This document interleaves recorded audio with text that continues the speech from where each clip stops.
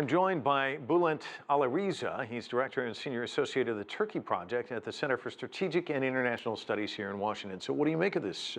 Can they ease tensions? What do you make of this grand showing? Well, the fact that President Erdogan has actually traveled so soon after the coup to St. Petersburg, after the months of tension with the Russians following the shooting down of the Russian plane back in November, is significant in itself.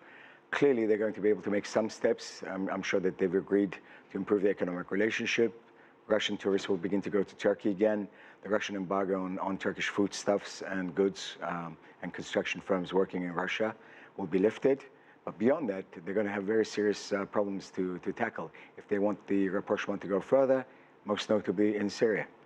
I was just going to say one word, Syria. This makes them odd bedfellows because clearly Turkey wants Assad gone, Russia wants Assad to stay in place. How do they manage that? Well, on the day that they were meeting, Russian warplanes were actually bombing opposition groups which have been backed and supplied by Turkey. So, something's got to give.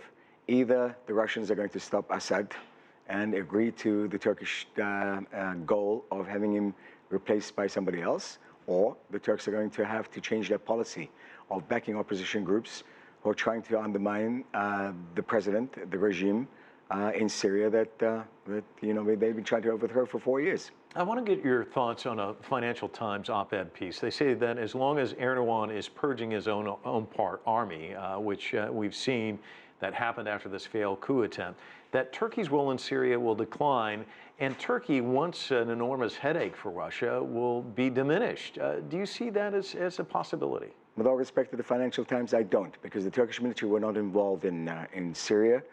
The Turkish army has not been deployed in Syria. The U.S. did not back the idea of Turkish troops going into Syria, neither did the other Western allies, and more importantly, Russia was willing to actually attack any Turkish deployment in Syria. What Turkey's been doing is backing opposition groups in Syria. And whether the weakening of the Turkish army affects that equation, I'm not sure that it's the way that the Financial Times sees it. But the coup is significant in this context because after the coup, there's been, as your reporter said, displeasure on the part of President Erdogan with the Western response, or lack of a response, a lack of support. And I believe that his decision to go to Moscow was partly out of pique at the failure of the West to support him after the coup. Well, and to that point, is this an attempt to poke the U.S. in the sense that Erdogan really wants Gulen extradited back to Turkey, and it seems as though the U.S. is very reluctant to do so? Well, that's only one part of the equation. In fact, there have been people, including ministers, who have gone so far as to say that the U.S. was behind the coup. And at a broader level, Ankara has been unhappy with the failure of the West to send messages of support. One of the reasons that he's in St. Petersburg is because, as Erdogan said, Putin was one of the first people to call him to say he supported the democratic system in Turkey, whatever that means from the Russian point of view. But that displeasure is certainly forming a backdrop to the Turkish-Russian rapprochement. So for those of us with binoculars watching this from a distance, is it likely that Turkey pivots towards Russia? I mean, obviously that would be something Russia would be interested in, but clearly something the West would not be very happy about. Well, Turkey has been a member of the Western Alliance, NATO, since 1952. It's had a very strong bilateral relationship with the U.S., which heads NATO. It's an aspirant for EU membership.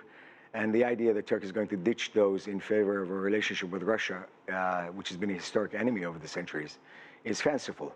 Nonetheless, I think that Turkey is going to be developing this relationship with Moscow in the hope of getting a better deal with the West on a number of fronts. Interesting. Thanks so much for coming in and providing your analysis. Thank you. Appreciate it.